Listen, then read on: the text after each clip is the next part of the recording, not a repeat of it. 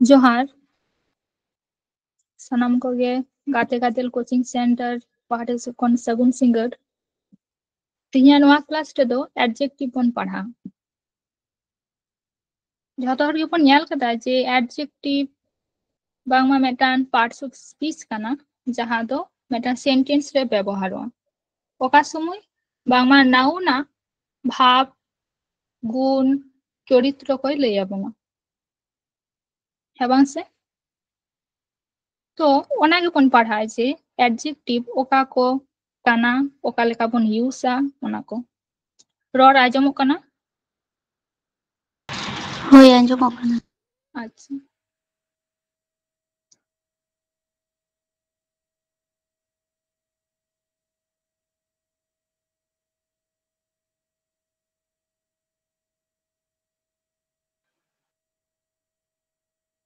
नोडे ñel ñam दाबन Mina adjectives. Adjectives are the describing words of noun or pronoun. माने तो चेत नाउना में adjective तो जहाँ word कना जे बांगमा नाउने उनिया चरित्र लैयाबोना describe बियाय विवरण ने लैयाबोना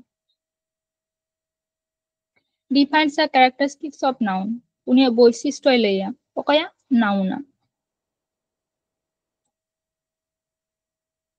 तो नाउना ओकालेका चरित्र को लैयाबोना जहाँ adjectives आयमा गान हटिंग हुई कना तीना रकमा 13 रकमा पहिलो तो adjectives ना जहाँ टाइप में ना adjectives of quality माने देसे गुण जहाँ दारा तो गुण बन बुझा तो ओना गे बाड़या बन हटिंग कदा मेटान दो attributive मेटान दो predicate attributive adjective तो ओका कना adjective comes before a noun जहाँ दो नाउना कथाई लिया मेनखान ओकाटे यूज हुआ लहारे यूज हुआ चले का एग्जांपल नेल ताबन पे ऑलमेना she has a bright future उनिया फ्यूचर बांगमा उज्जवल गया ताहले फ्यूचर ना दो नाउन काना ताहले ओका लेकान फ्यूचर उज्जवल जहां दो ब्राइट तो उनिया फ्यूचर ओका लेकाना बांगमा ब्राइट किते ताहले ना दो एट्रिब्यूटिव एडजेक्टिव बन लेदा जहां दो नाउना पहिलो रे हिजुआ प्रेडिकेट एडजेक्टिव तो का को काना जहां दारा तो क्वालिटी से गुण बन बुझा adjective comes after a linking verb माने जैसे verb का दारायते जहां adjective हिजुआ ओका लेका her future is bright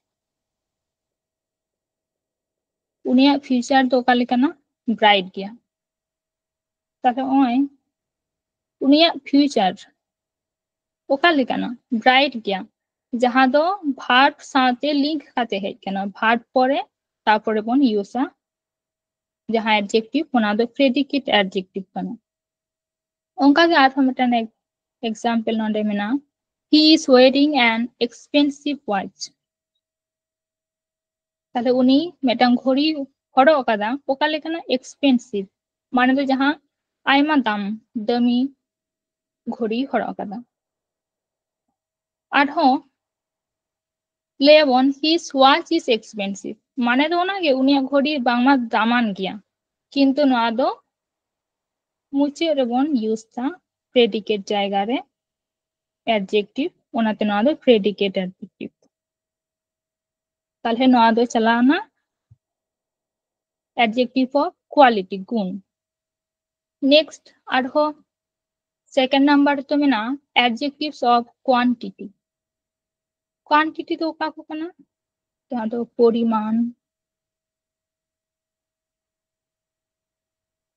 परिमाप नोआ को ले बनाए जहां ते तो लेखा बन बुझा संख्या ओना दो क्वांटिटी रे ओका लेका जेमन साम दाराय तेबन बुझा जहां दो किछु few हो हल्का किछु मिनिमा आयमा गान all माने झतो गान enough माने যথেষ্ট little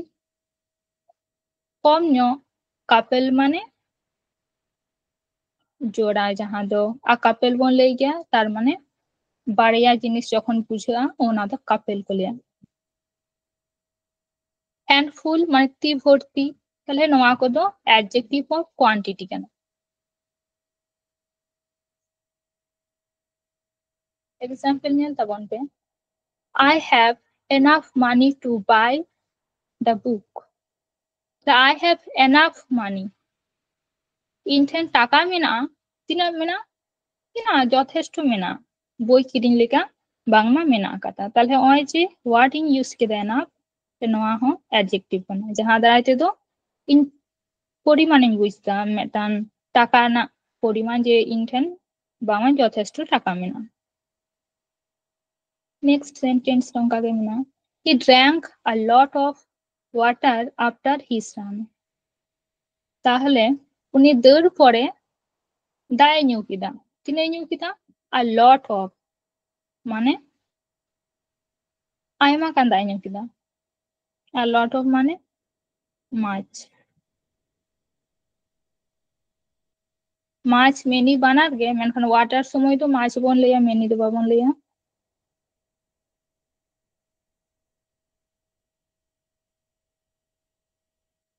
नेक्स्ट 3 नंबर में ना proper adjectives का अब वो न्याल पता है जे proper noun जहाँ को करना तो proper noun दराई ते जहाँ adjective हिजुआ ओनागे proper adjective और नोंडे में ना adjectives formed from the proper noun that is specific places things people etc যেমন specific place जहाँ को करना ओना दराई ते adjective যদি হিजुआ অথবা থিংস দাঁড়াইতে যদি কোনো স্পেশাল জিনিস স্পেশাল পার্সন স্পেশাল পিপল দাঁড়াইতে যদি যাহা adjective কহিজা ওনা কদো proper adjective ओका लेगा इंडिया जहाँ यदि इंडिया खने बिलोंग आ उन्हें तो इंडियन कनाई जहाँ यदि अमेरिका खने बिलोंग आए माने अमेरिका रेन कनाई ताले उन्हें तो अमेरिकन कनाई जहाँ यदि अफ्रीका रेन कनाई ताले उन्हें तो अफ्रीकन ना तो फ्रेंच तो मेटान लैंग्वेज कना फ्रांस ना लैंग्वेज ताले नोआ हो proper adjective ब्रिटिश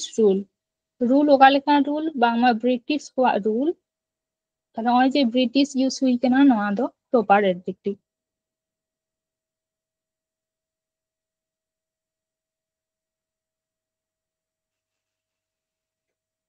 नेक्स्ट 8 हो 4 नंबर तो मेना कार्डिनल एडजेक्टिव्स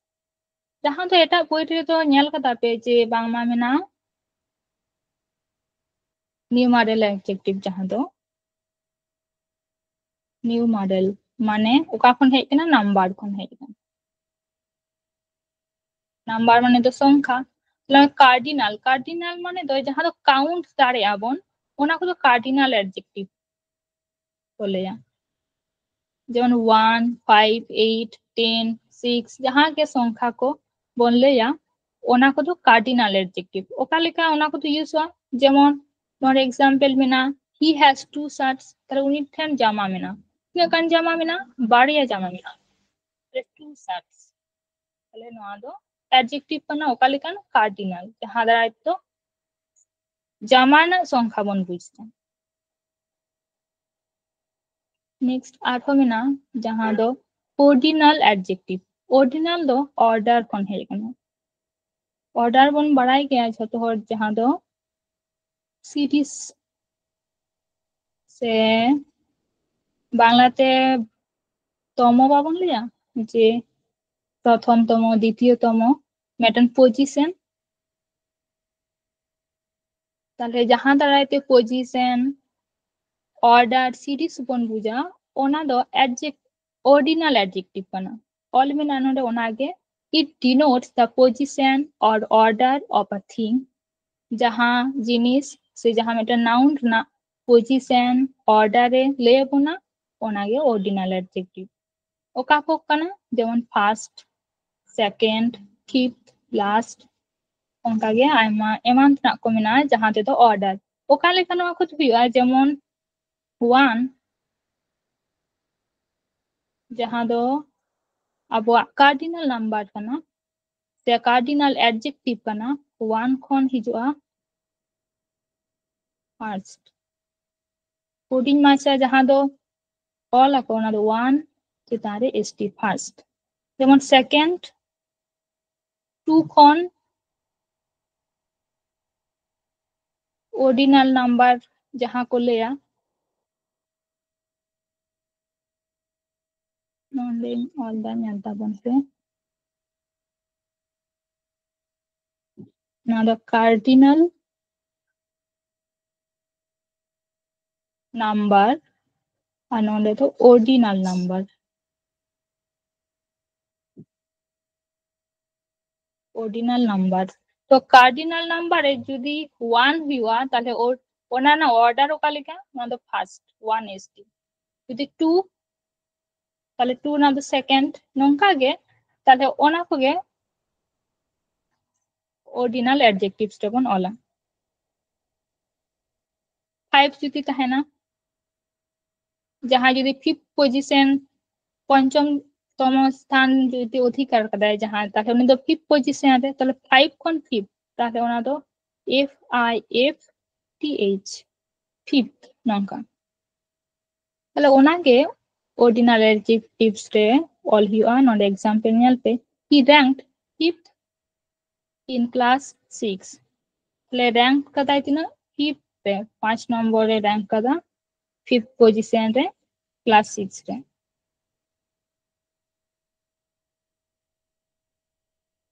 नोंडे स्टार मार्क कते मेना डिटरमिनर्स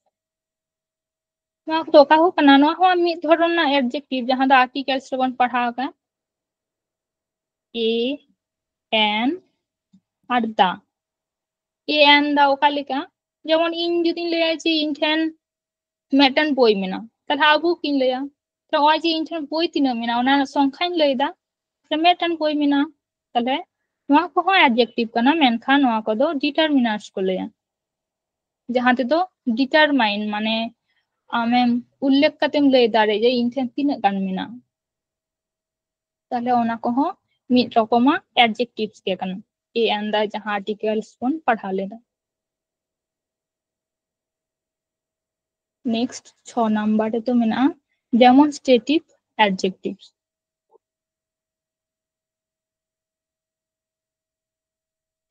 डेमोन्स्ट्रेटिव एडजेक्टिव्स तो का words that point out which person or things जहां वर्ड दारायते अकोय हर ओका जिनिस ओना जुदी पॉइंट आउट अपना उदु सदर बनाय चेलका ओका कोना वर्ड को दो कना this that this those what such नोआ this माने तो सिंगुलर जखन जहां मेटन जिनिस this is the place सुरना प्लेस जखन इन लेया उन दिस इन लेया जुदी संगीना प्लेस इन लेया उन दैट इन यूसा नोआ दो सिंगुलर समय चलाना सिंगुलर ना कथा जुदी मेटन सिंगल कथा जहां सिंगल नाउन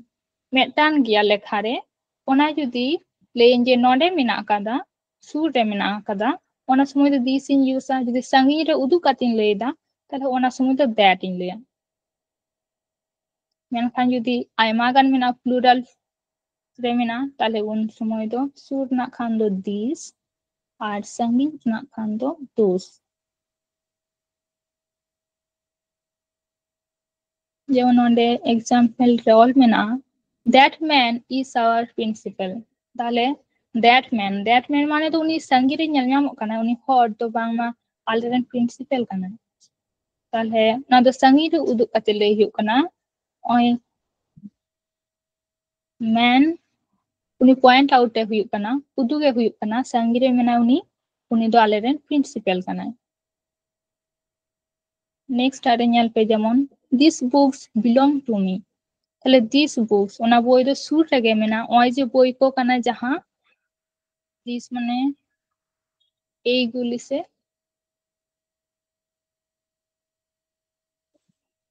এইগুলি তাহলে ওই যে সুরে যাহা বই কো নোয়া বই কো দো বাংমা ইñাক কানা তাহলে নোয়া কো দো ডেমনস্ট্রেটিভ অ্যাডজেক্টিভ তাহলে ডেমনস্ট্রেটিভ অ্যাডজেক্টিভস তে দো কা কো যাহা নাউনা प्लेस बन पॉइंट आउट दारे जेमन ओकारे मेना ओना को नोडे मेना से हांडे मेना ओका दारायते this that this those what such नंका नेक्स्ट अबो नोआ को दो प्रोनाउन करे बन पढ़ाओ कदा ओना को गे एडजेक्टिव होबन लेखा दारे जेमन इंटररोगेटिव एडजेक्टिव्स अबो मा इंटररोगेटिव प्रोनाउन बन पढ़ा लेदा ओका को व्हाट व्हिच वेयर हुज नोआ को से তাহলে অ্যাডজেক্টিভ কো ওনা को गे काना चलेगा যখন নাউনে describe या जहाँ को वार्ड द्वारा दो WH वार्ड द्वारा ते ओना समय दो ओना दो एडजेक्टिव मा अब प्रोनाउन रे ओना गिबन पढ़ा लेता है যখন নাউনে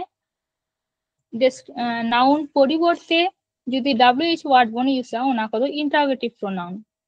আর नोडे दो एडजेक्टिव चलेगा which room is hers তাহলে which room का रूम मेटा रूम मिना ओकाटा रूम दो उनिया काना তাহলে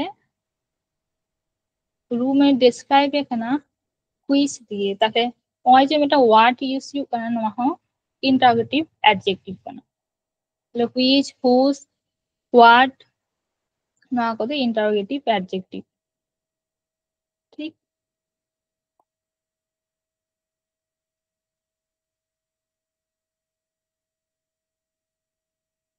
ओंडे जेमन नेक्स्ट आरे नेल पे whose book is this ताले नोआ बोई दो ओकया कना ताले आस्क्ड यू कना जे ओकया कना नोआ बोई ताले ओय जे WH what यूज यू कना asked खान फिर नोआ हो एडजेक्टिव केबन लेया next emphasizing adjective emphasizing adjective तो का दिसो होगा पे नोआ को दो एग्जाम रे हिजु गया एरो टेस्ट रे से फिल इन द ब्लैंक करे हो हिजु गया ना तो का कना emphasizing तो जहां दो adjective that highlight a particular quality of a noun noun ना quality highlight काते ले যেমন same on actual precise exact example रे नेल पे tell me the exact time ताले इन टाइम लेइन में ओका टाइम जहां द एग्जैक्ट टाइम कना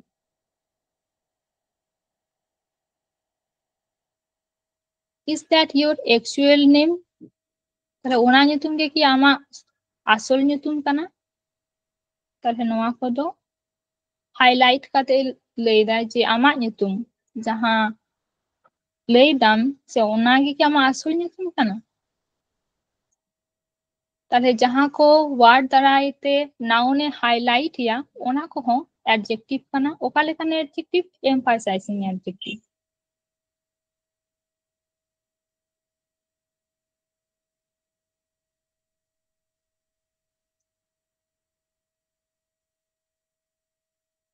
नेक्स्ट 9 नंबर रे मिना एक्सक्लेमेटरी एडजेक्टिव व्हाट अब वो नेल कदा व्हाट दो अडी जायगा रे यूजवा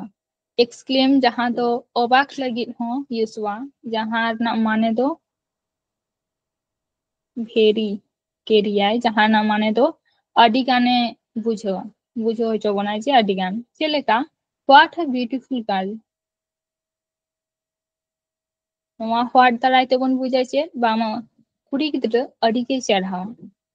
ताहले a very beautiful girl जहाँ रना माने दो what तार नोंडे दो ले हिचोया very आयमा ताहले उनी कुड़ी गिदरा तिने चेरहा आयमाय चेरहा मेनखान एक्सप्लेन काते नोआ दो what ऑल हुई कन अबाक काते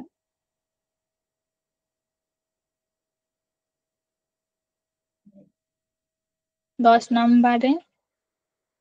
possessive adjectives अब बन पढ़ा कदा pronoun हो possessive pronoun जहाँ दो अधिकार मी हरा आया आय ठेन जहाँ मेना उना दो आया कना ताहले जेमन he has जुदी ताहले उना दो जेमन लेयाबन he has a pen उनी ठेन मेटन पेन मेना ताहले his pen उना दो कना उनिया पेन ताहले उना गे ना को दो possessive adjective जहाँ को दो कना his her your और एग्जांपल रेनल पे he has a blue shirt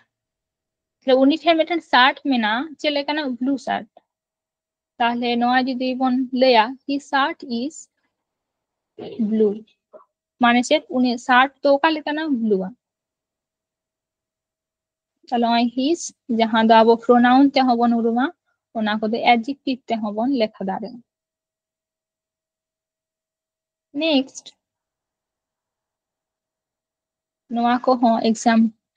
समय हिजु गया compound adjectives तो का को कना compound pronoun बन पढ़ाव कदा जहाँ दो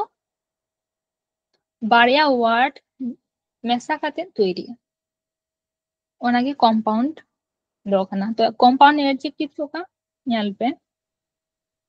adjective made up of more than one word जहाँ word मेटान खन जास्ती word द्वारा तोइरिया ओनागे compound adjective जेमन cold blooded माने से ठंडा मायम माने जहाँ दो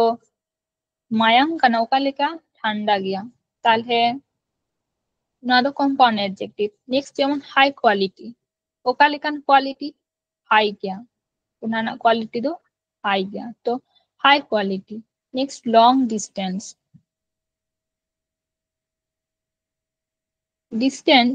ओका लेकान distance long distance ताले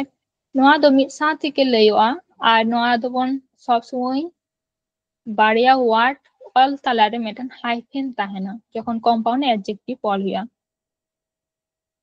যেমন লং ডিস্টেন্স ওনা তালারে ওই যেমন এটা হাইফেন মেনা নেক্সট ওল্ড ফ্যাশনড ওকালে কান ফ্যাশন বাংলা ওল্ড গিয়া পুরাতন মারে গিয়া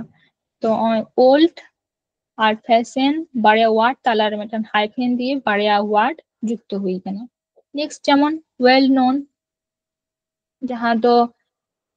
নাপাইতে মুরুমিয়া নাপাইতে বাড়াইয়া ওনা দো ওয়েল নোন তাহলে ওয়েল মানে ভালে নো তো কখন হেই কেনা নুন दो का खन है केना नो खन है केना जहां दो KNOW जाना तो ना पाइतम जहां मुरुमिया मेरे वेल नोन पर्सन कना तो ओना समय वेल और नोन तला रे हो हाइफेन तेवन जुक्तया और ओना वर्ड बन ऑल नोंडे एग्जांपल एम हुई केना नेल पे reptiles are cold blooded animals reptiles बड़ा याबन जहां दो सरीसृप ताले उनको को दो cold blooded animals sana ko bangma उनको mayang दो रियार के ताहेना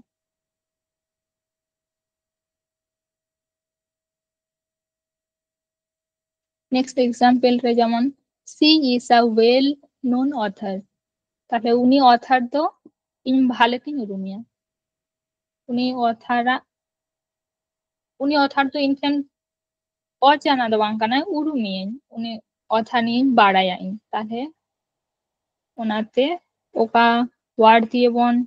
नोंडे डिस्क्राइब दारिया ऑथर कथा वेल नोन दिए बांगमा उनी दो इनफेन चेना गया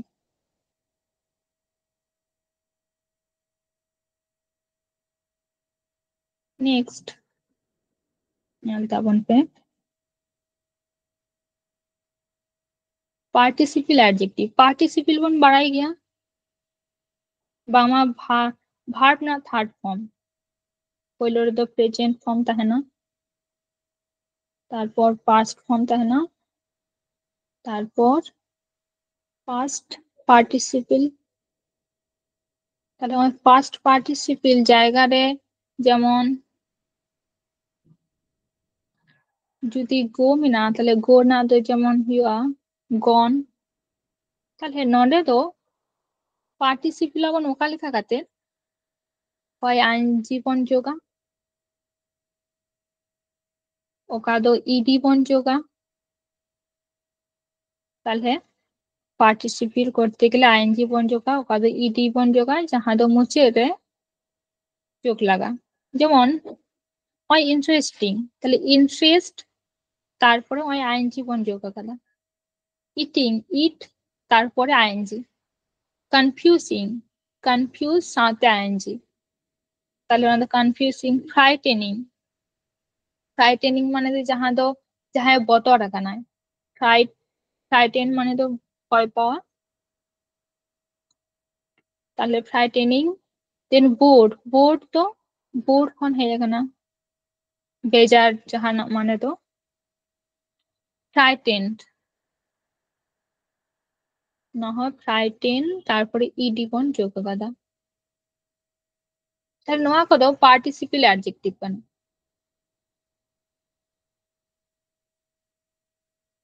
एग्जाम्पल रे ñal पे it was a frightening experience ताहले नोआ मेटन एक्सपीरियंस অভিজ্ঞতা তাহে গনা ওকা লেকান মেটন বতরান তাহলে ওকা লেকান অভিজ্ঞতা তাহে গনা বাংলা বতরান যাহা দো ফ্রাইটেনিং বন ওলা নলে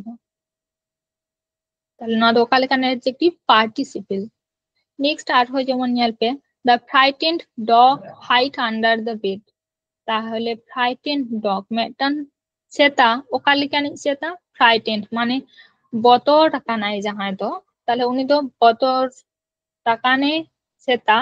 uku kana okare uku kana bangma bet latari uku kana tahe noa kodo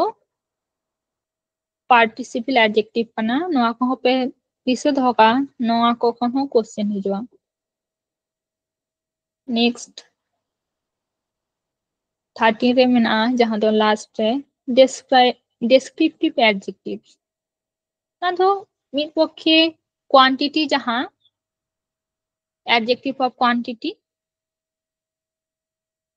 so quality jaha do adjective of quality jaha do gun ओनागे मिद धरन दो descriptive adjective बन लया जहां द्वारा तो नाउन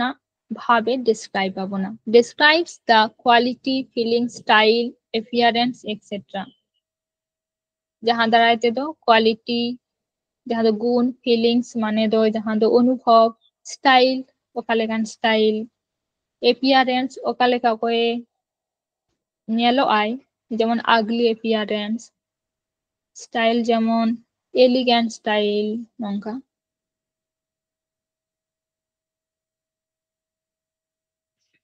example नोडे ñal पे the question is too hard তাহলে ওকালেকান question Bangla আইমা কঠিন next नोडे I have a nice pet dog intent pet dog मिनाया ओकालेकानी nice ताहले pet dog के describe एकना नोआ word ते जहां दो nice उना दो descriptive word कना वर्णना उन्हें लेदा तो ओई चीज जहां को एडजेक्टिव बन पढ़ा केदा ओना कोना आरो डिग्री मिना डिग्री तो ओकालेका बन यूजा पे रकम ते हटिंग हुई कना पॉजिटिव डिग्री कंपैरेटिव डिग्री और सुपरलेटिव डिग्री पॉजिटिव डिग्री दो बांगमा ओका संगे हो तुलना बांगा नो जहां दो बाबन तुलनाया ओना दो पॉजिटिव डिग्री रिपन लेया जहां दो बार हर साथ बन तुलनाया बार हर किन ताहेना उनकिन तालारे तुलना हुआ से बारिया जिनिस तालारे जखन तुलना हुआ ओना समय दो कंपैरेटिव डिग्री तारपर सुपरलेटिव डिग्री दो बारे এখন বাড়তি জিনিস সাথে যদি তুলনায় যাহায়া গুণ যাহায়া চরিত্র নোয়া কো যদি বন তুলনায় bar hor khon jasti hor se barya jinis khon jasti jinis saate bon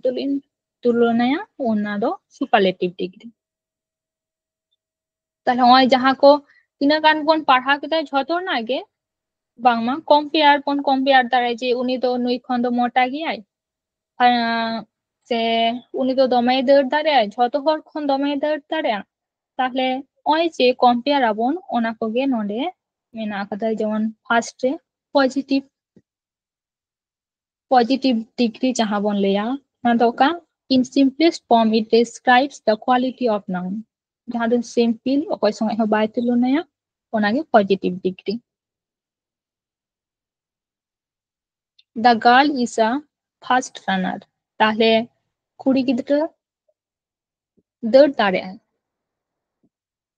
টেকায় দৌড় দাঁড়ায় দ্রুতই দৌড় দাঁড়ায় okoy songe tulona bang huyuk kana তাহলে noa do positive degree তাহলে noa adjective do positive se mena okata degree re positive se next are nyalpe these mangoes are sweet oi jaha mangoes ko kana jhoto herem gya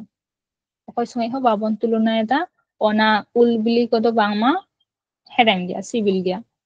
তাহলে noa holo positive degree next comparative degree jaha do bangma barya songe bon tulonaya adjectives are used to make comparison na tulona between two things or person barya jinis অথবা barya hor saate bon tulonaya na do comparative degree re okale ka nyalpe that girl is faster than Swathi তাহলে উনি কুড়ি গিদ্রা তো স্বাতি খন do দৌড় দাঁড়ায় jasti তাহলে অকয় খন স্বাতি খন তাহলে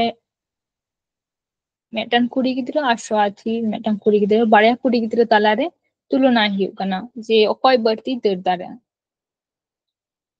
তাহলে নন্ডে do নুই কুড়ি গিদ্রা বাড়তি দৌড় দাঁড়ায় অকয় খন স্বাতি খন তাহলে দেন স্বাতি খন jasti দৌড় দাঁড়ায় প্রথম কুড়ি গিদ্রা তাহলে কম্পেয়ার সময় বন দিছে ধকা যে দেন দিয়ে কম্পেয়ার হিয়া বাড়িয়া সেম নাউন অথবা সেম থিং চেতান রেগে পড়াও কাদা বন নাউন রে যে যখন কম্পেয়ার আবন বাংমা যদি নতে যদি কোয়ান্টিটি মিনা নতে ho quantity tahen ma বার হরা কোয়ান্টিটি নিয়ে গে বারে জিনিস না কোয়ান্টিটি নিয়ে গে বন তুলনায়া কোয়ালিটি খান কোয়ালিটি বার হরা কোয়ালিটি নিয়ে গে বন তুলনায়া মানে বানা হরা কোয়ালিটি যেন সেম হিও তার নন্ডে হং কাগে স্বাথি আর কুড়ি গিদ্রা দৌড় দাঁড়ায় আকিন অকয় বাড়তি দৌড় দাঁড়ায় পয়লো রেন কুড়ি গিদ্রা নেক্সট যেমন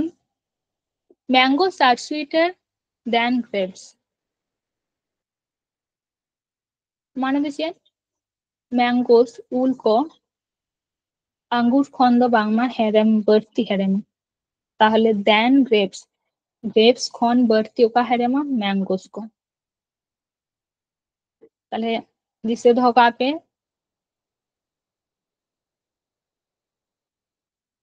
comparative degree node nyalpe positive then comparative then superlative degree tahena তো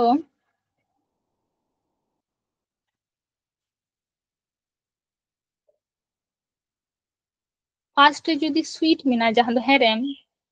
নেক্সট আছে দো সুইটার হিওয়া তাহলে চেক যোগোয়া ই আর যোগোয়া আর সুপারলেটিভ রে দো নাউন রে হবন পড়া লেদা আঠো নোয়া দিছে পড়াই পে nyalpe নলে সুইটেস্ট EST বন ওলা যেহেতু নাউন সময় পড়া হুই কেনা ওনাতে নলে দো আদো নোটস রে বাই ওলা কাদা যে বাংমা নলে দো comparative degree রে দো ER বন যোগা আর সুপারলেটিভ রে দো EST কিছু কান নাউন মিনা যাহা দো মুচেরে ER বাবন যোগ দাঁড়ে আর কিছু গান অঙ্কা অ্যাডজেক্টিভ কহ মেনা যেমন বিউটিফুল যখন বললেয়া নোয়া যখন যাহা বার হর তালারে কম্পেয়ার হিয়া উন দো মোর বিউটিফুল বললেয়া beautiful lahar metan katha hijua jahan do more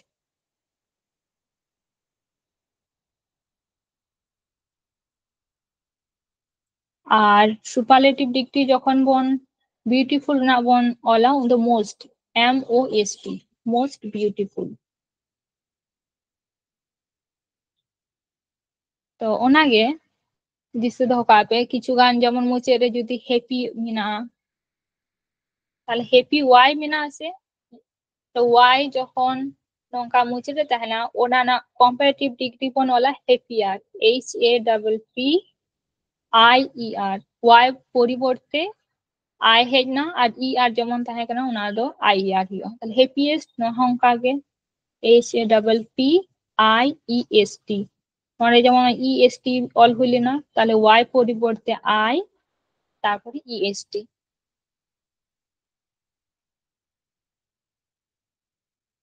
তাহলে নোয়া কো দো নংকা কম্পারেটিভ ডিগ্রি সুপারলেটিভ ডিগ্রি ওকালেকা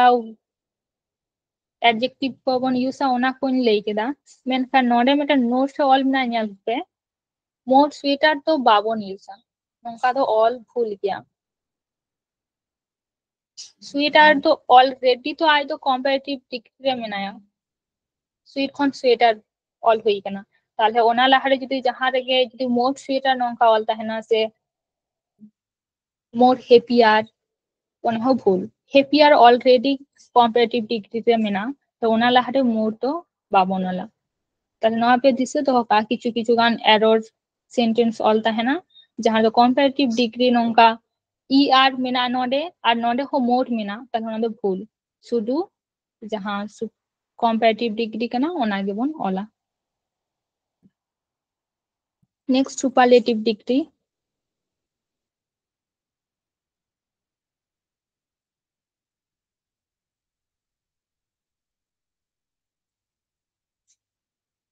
नुना सगिन पढ़ा बुझ नाम कना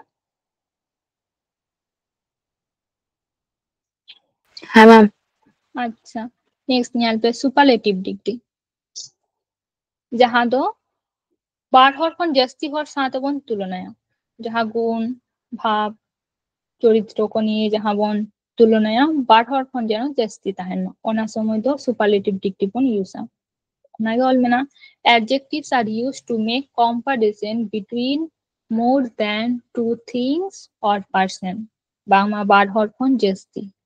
অথবা বাড়িয়া জিনিস কোন জস্তি যখন বন তুলনায় হলো সুপারলেটিভ ডিগ্রি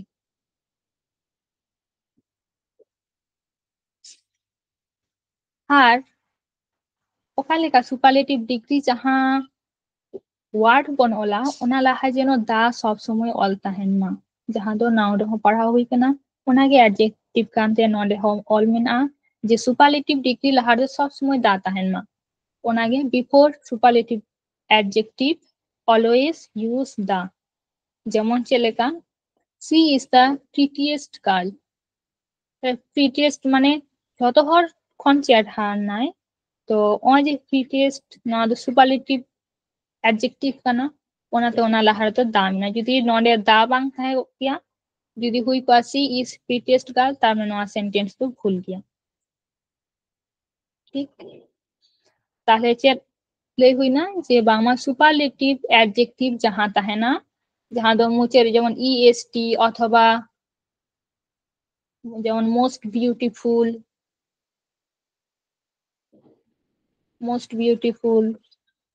তো ওই যে মোস্ট সুপারলেটিভ ডিগ্রি হুই কেন সুপারলেটিভ অ্যাডজেক্টিভ অলা কানা তাহলে ওনা লাহার তো দাবন অলা নতে দিছে ধোকা আর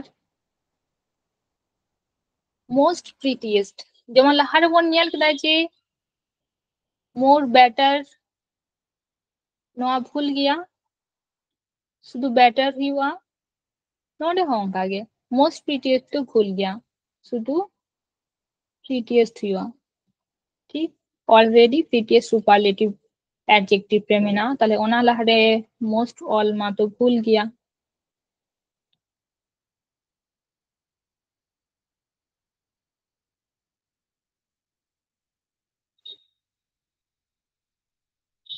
नोडे नोट से ऑल ही किना न्याल पे we do not have different degrees can't be compared such adjectives. किछुगान adjectives मेना जहाँ को तो बाबोन compare positive, superlative,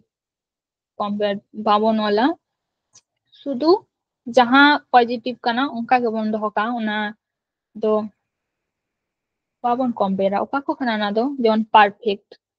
बाबोन ले आचे more perfect, most perfect, just perfect के complete हो उना लहारे पुनो more most कहाँ बांग हिजो circular के तहना बाबोन compare ना को दो ले perfect, complete, circular, finish now the square तहना कना SQUARE next empty, impossible, enough, full, unique, wonderful, marvelous, excellent, ultimate नोआ को पे दिसे धोका नोआ को adjective दो बांगमा बाबोन compare this glass is more more full than that glass ताहे नोआ sentence भूल गया चिला भूला full लाहारे बांगमा more बाबोन ओला compare ताबोन जोदियो जे नोआ glass আর অনা গ্লাস দিস গ্লাস আর দ্যাট গ্লাস তাহলে বোন কম্পেয়ার দাও কাটা গ্লাস বাড়তি পেরে তাহলে যেহেতু বাড়িয়া গ্লাস মধ্যে বোন কম্পেয়ার দা ওনা হিসেব তেমা মোর অল লাগাও কেমন কিয়া মেনখান বাবন ওলা ওকালে কাবন ওলা this glass is full then that glass ওয়া সেন্টেন্স তো ঠিক কিয়া নোয়া को पे दिसे धोका নোয়া कोखन हो क्वेश्चन हिता তাহলে নডেলে पे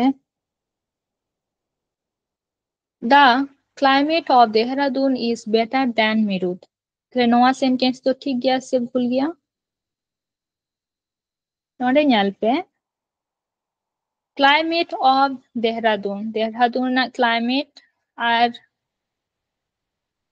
শুধু মেরুত অলবে না তাহলে নয়া সেন্টেন্স ঠিক গিয়া से भूल गया नया सेंटेंस तो भूल गया बोना इनकरेक्ट किया चिदा हाँ सेंटेंस अपन फोन बढ़ाई दी कंपेयर खान दो सेम और लगाबो ना ताहले चे और लगाबो ना ओंडे दो then that the climate of Dehradun is better than that Meerut ठीक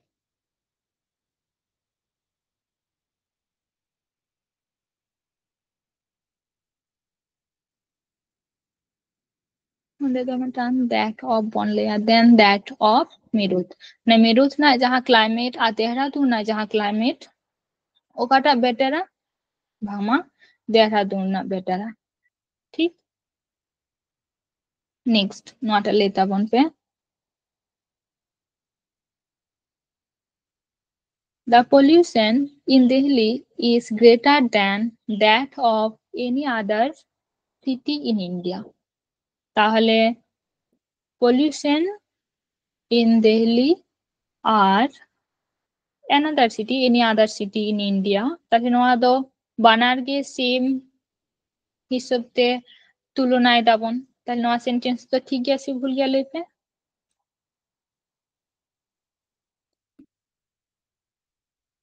হয়তো আমি না তখন না দেন দ্যাট নোয়া সেন্টেন্স ঠিক গে হয় the pollution in Delhi is greater than that of any other city in India. नोआ सेंटेंस तो ठीक है नोआ सेंटेंस में मने कबे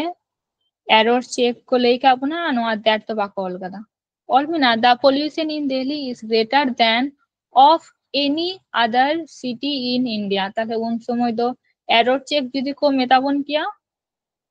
नोआ জায়গা বন ফাইন্ড আউট কিয়া যেহেতু নয়া জায়গার তো দেন পরে মেটান দ্যাট ইউজ हुआ চিরা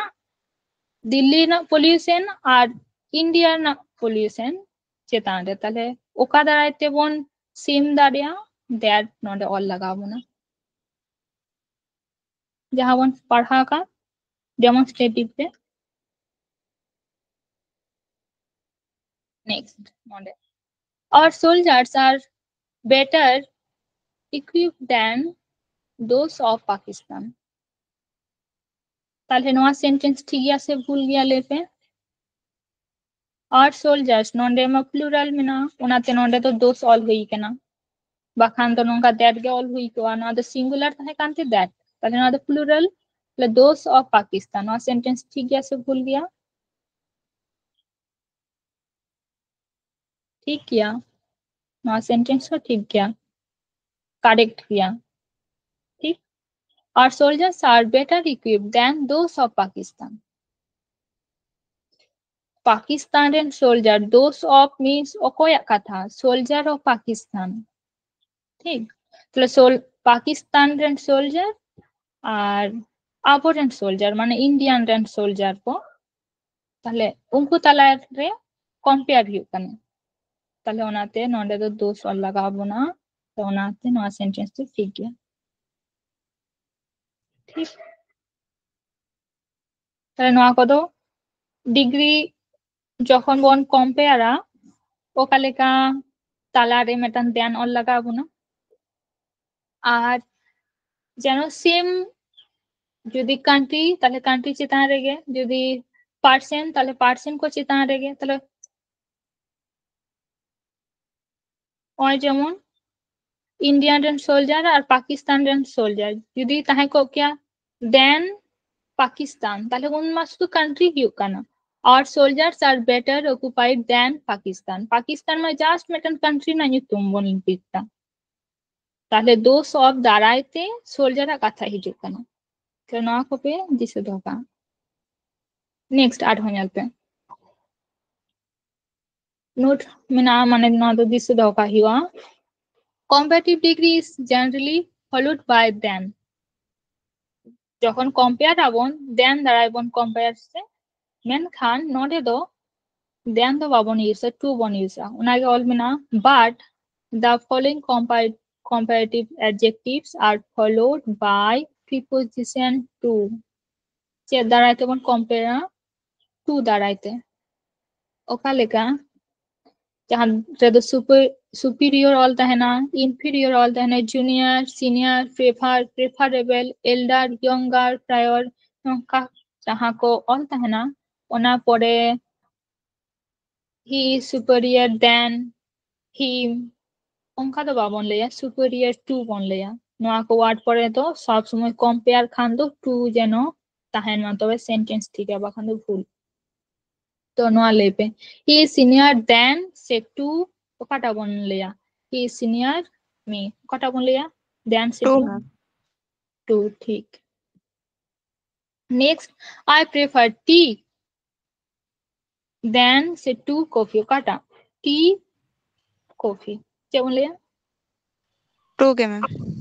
टू ठीक তাহলে I prefer tea to coffee মানে কফি খন দো ইন দো টি কিন কুসিয়া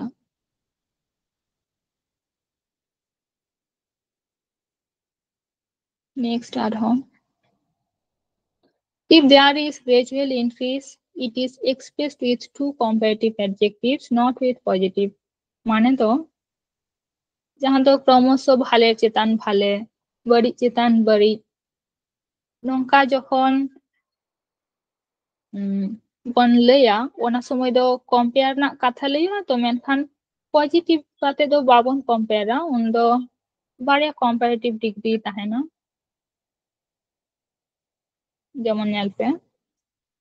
he became more and more intelligent while studying more and more মানে more intelligent মানে intelligent খন intelligent আরো intelligent ওখানায় intelligent লেনায় যখন উনি পড়া কান while studying তাহলে more and more next Indian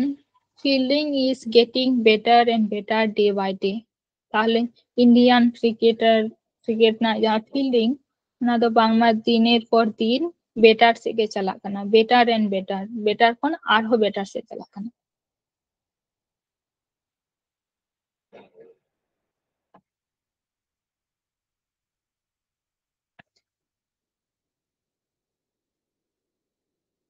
next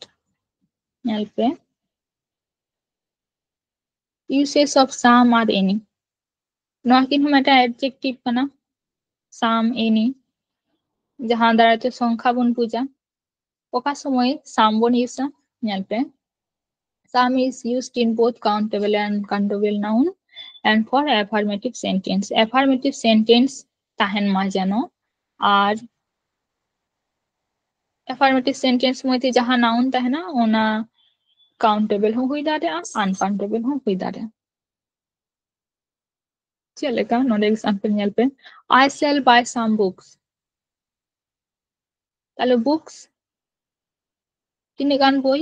Bangla কিছু গান বই some books তাহলে ওই books তো countable কানা যদি uncountable হুই কোয়া उनमें some बन use Dariya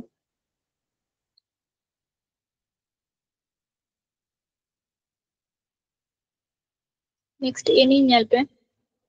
any is used in negative interrogative sentence for both countable and uncountable মানে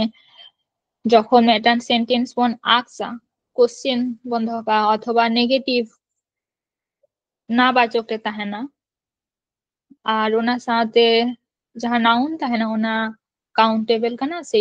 अनकाउंटेबल कना लेखा कना से बांग गानो ओना चेतान रे जुदी बन आक्सा से बन लया